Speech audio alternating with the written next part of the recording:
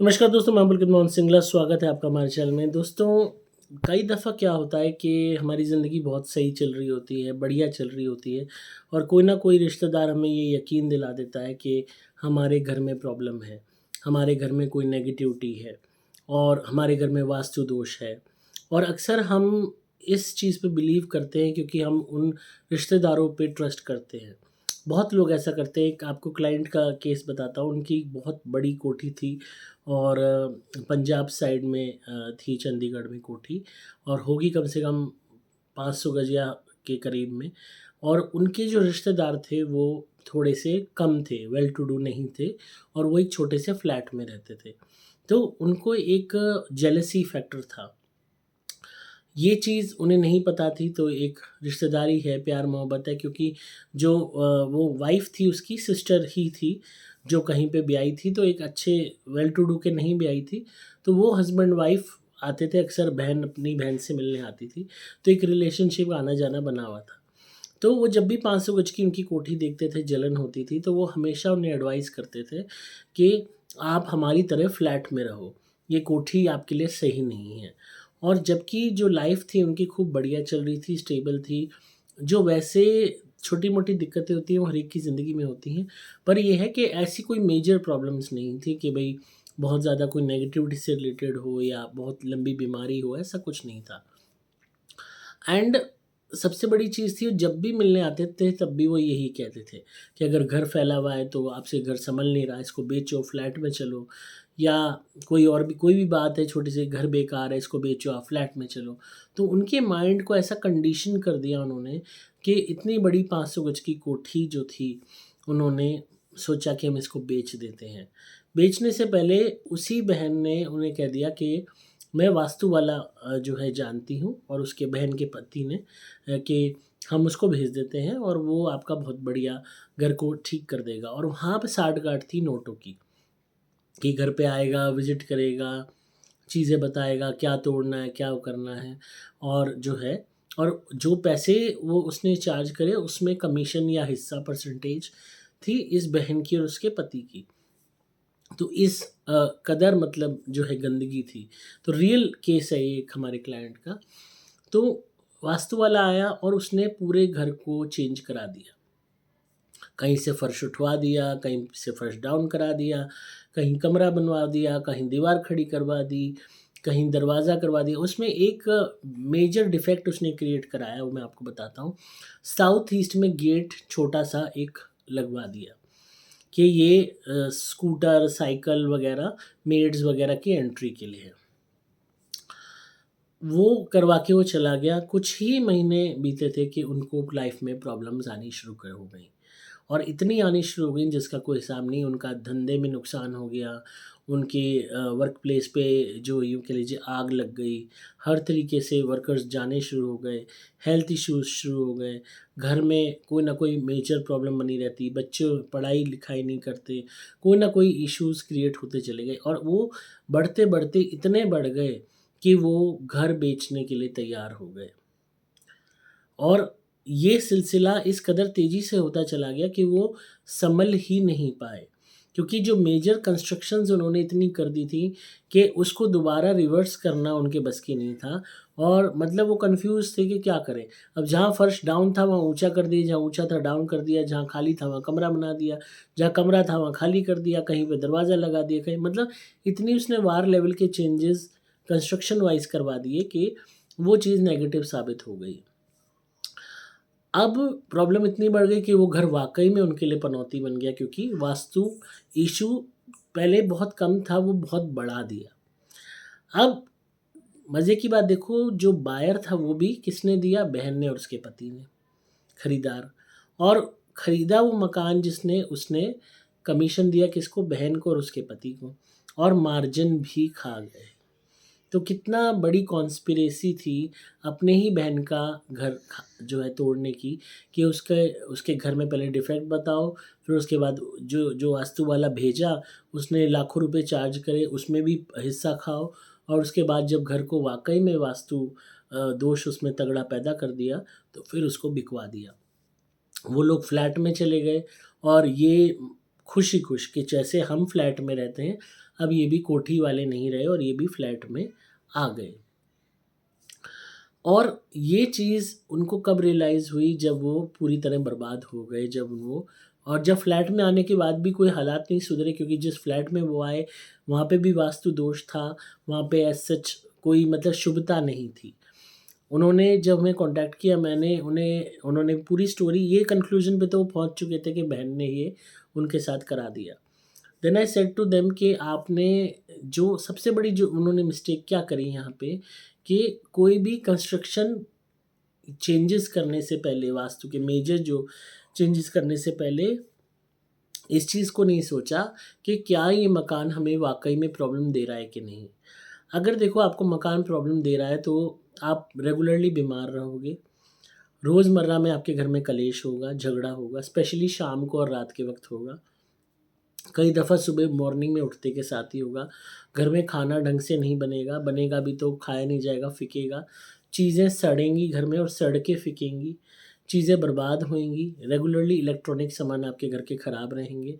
आप जब उस घर में आओगे आपको मनहूसियत लगेगी, आपको एक अजीब-सी स्मेल आएगी, आपको घर में रहने का मन नहीं लगेगा, आपका दम घुटेगा और आपको घर में पैरानॉर्मल एक्टिविटी महसूस होगी कि कोई ना कोई नेगेटिविटी आपके घर में है।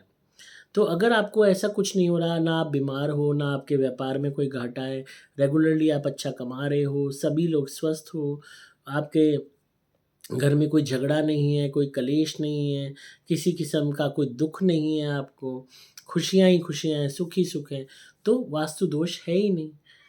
वास्तु दोष तब है जब आपको लाइफ़ में प्रॉब्लम्स बढ़ी हुई हैं। तो वो चीज़ उन्होंने नहीं एनालाइज़ की, जैसा उन्होंने कहा उन्होंने मान लिया। तो मैंने उन्हें कहा कि आपको फ़र्स्ट ऑफ़ ऑल ये एनालाइज़ करना चाहिए था और दूसरा सबसे पहले कोई ना कोई घर में पूजा करानी चाहिए थी एंड उसके बाद आप देखते कि आया क्या करना है।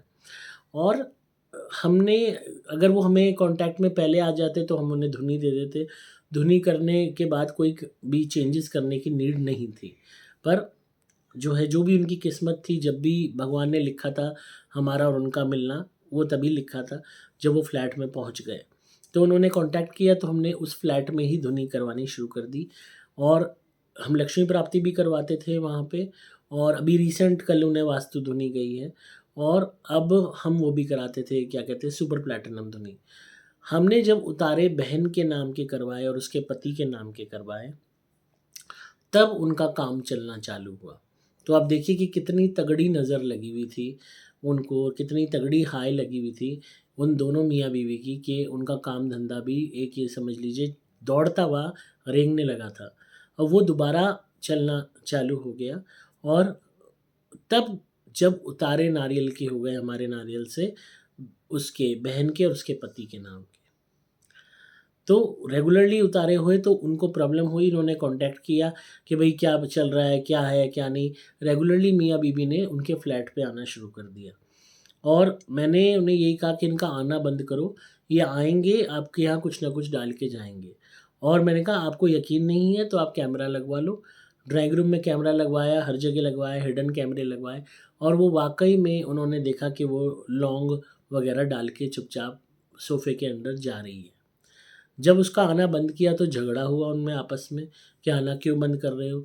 तो उसने कह दिया हम अभी जो है अपने में हम बिज़ी हैं, परेशान हैं, अभी तू हम पे दया कर।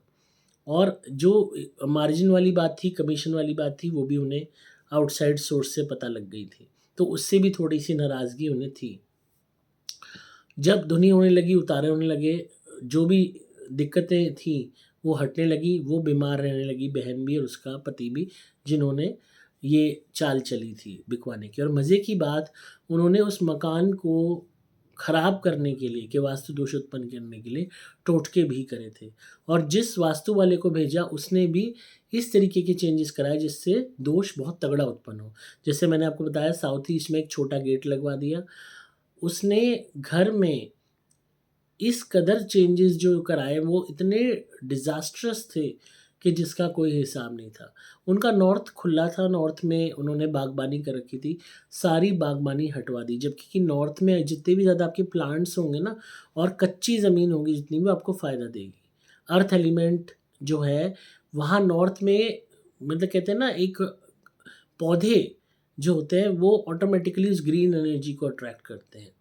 उन्होंने वो सब हटवा दिया उनका वहाँ पे वो था जो है फाउंटेन वगैरह था, सब हटवा दिया और वहाँ एक कमरा बनवा दिया और कमरा बनवा के उसके अंदर उन्होंने जितना भी घर का सामान है, कबाड़ है, कि फालतू सामान आप इसमें रख लो।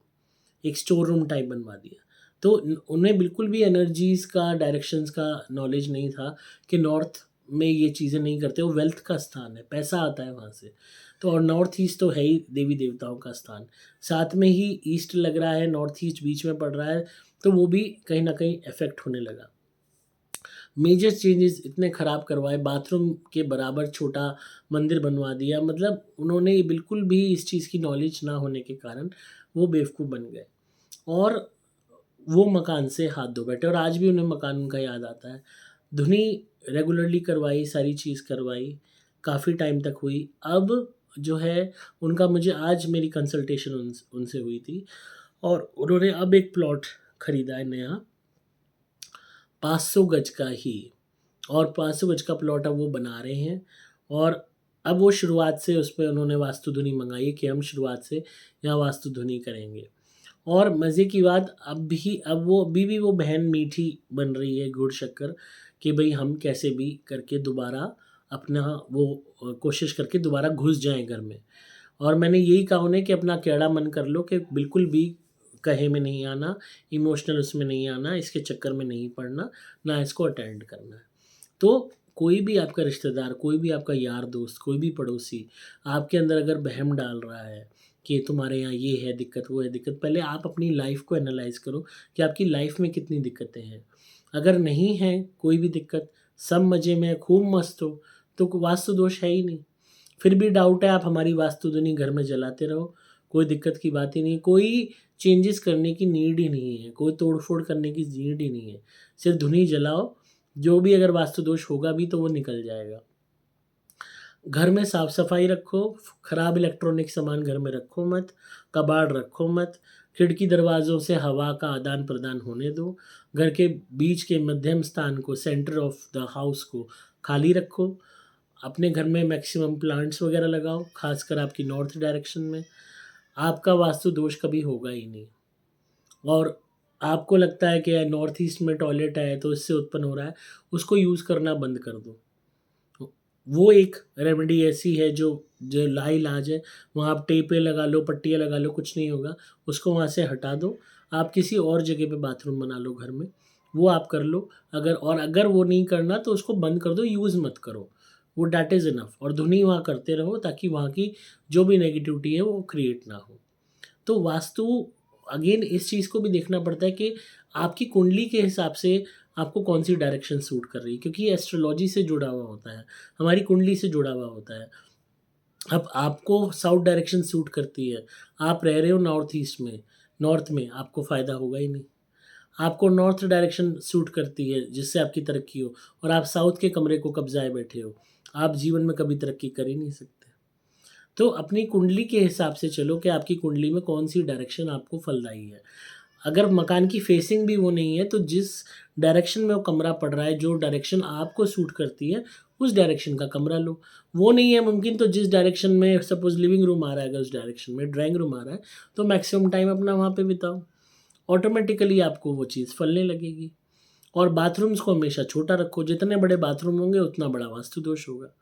बाथरूम छोटे होंगे, फ़ायदा होगा। पहले के ज़माने में नहाने का स्थान और इसका डब्ल्यूसी का अलग होता था। लोग जो जाते थे फ्रेश होने के लिए, तो वो अलग जाते थे। उसमें क्या होता था कि जिसको नहाने जाना है वो वेट ना करे, जिसको फ्रेश होने जाना है वो वेट ना करे, तो लड़ाई झगड़ा कलेश सुबह-सुबह नहीं होगा।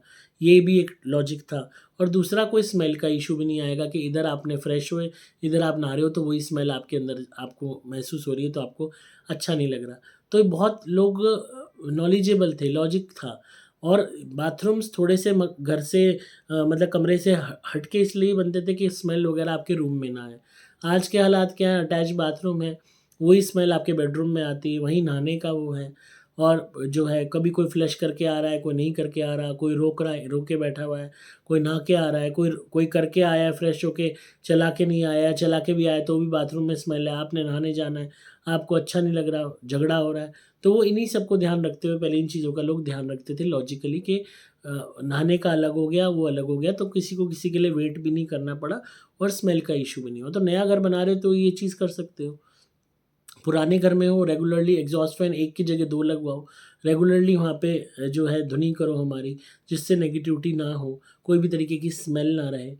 और जो है हमारे क्लाइंट थे उनको बहुत ज़्यादा इस चीज़ का इश्यू था, तो हमने तो उनको गलत डायरेक्शन में बाथरूम था और वो चेंज नहीं हो सकता था।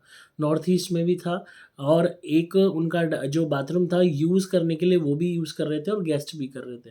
तो हमने तो उनको बाथरूम में एक इलेक्ट्रिक बर्नर लगवा दिया था और हमने कहा यूज़ करने के बाद वहाँ उस पे आप थोड़ी-सी धुनी स्प्रिंकल कर दिया करो और सुपर गोल्ड वाली, और अपने थोड़ी देर जला दी, बंद कर दिया फिर। आराम से बाथरूम उनका महकता था और वो जला देते थे वो एग्ज़ॉस्ट, स्मोक बाहर निकल जाता था। ना कोई स्मेल आती थी, नेगेटिविटी दूर हो रही थी, काम बन रहे थे। तो मेन चीज़ है, इस चीज़ को समझो। रेमेडी हर चीज़ की है, तोड़ना मकान को बहुत आसान है, पर रिपेयर करना फिर दोबारा वैसा करना बड़ा मुश्किल है। तो मकान अगर आप किसी को भी वास्तु दिखा रहे हो और वो आपके मकान को दुनिया भर की उसमें चेंजेस बता रहा है, यहाँ से तोड़ो, वहाँ से तोड़ो, वो करने से पहले आप हमारी वास्तु धुनी ट्राई करो।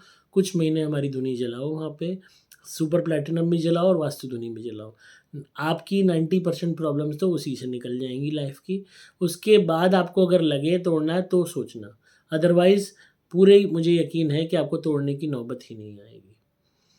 तो इसलिए इस चीज़ को समझिए कि कोई भी आपकी लाइफ में रिश्तेदार आ रहा है, दोस्त आ रहा है, किस नीयत से आ रहा है आपको नहीं पता, पड़ोसी आ रहा है किस नीयत से आ रहा है आपको नहीं पता। तो पहले उनकी नीयत को भापिए, समझिए और तभी कोई भी एक्शन लीजिए, तो भी कोई आप डिसीज़न लीजिए अपनी लाइफ का। क्योंकि छोटे-छोटे डिसीज़न्स हमारी लाइफ को ट्रांसफ़ॉर्म कर देते हैं, बदल के रख देते हैं, अच्छे के लिए भी, बुरे के लिए भी। तो आई होप आपको आज की वीडियो पसंद आई होगी और आप इस बात पे गौर करेंगे। कमेंट्स में बताइएगा वीडियो कैसी लगी। अगर आपको वास्तु धुनी चाहिए या कंसल्टेशन लेके मुझसे फ़ोन पे बात करनी है, वास्तु की रेमेडीज़ लेनी है या जनरल रेमेडीज़ लेनी है या नेगेटिविटी से रिलेटेड कोई भी आपके सवाल हैं, हेल्प चाहिए आपको, तो आप 8130331007 पे व्हाट्सएप मैसेज कीजिए और अपनी जो भी आपकी रिक्वायरमेंट है आप वहाँ लिख के दे सकते हैं। नंबर दोबारा बोल रहा हूँ, 8130331007।